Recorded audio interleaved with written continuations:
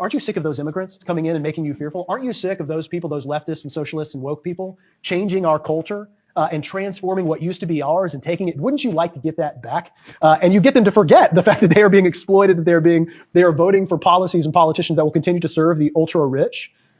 By getting them to kind of think in terms of culture, right? As a conservative, you are constantly and forever representing the elite, and mostly the economic elite, those who have the power and the economic power, the class power. But in the United States, you find yourself in this difficult situation where you also must get votes.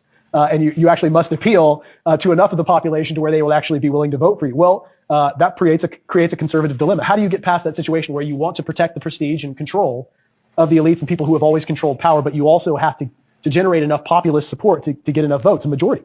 They must get white working class individuals to constantly vote against their own economic interests, and they do that by stoking cultural outrage and fear.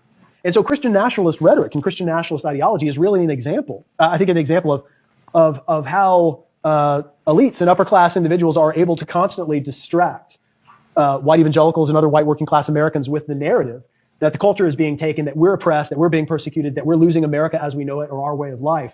And we're losing control. And so it is something that becomes extremely motivating when politicians who are savvy in communication are able to kind of use and leverage that rhetoric to stoke that fear. Does that make sense? Mm-hmm.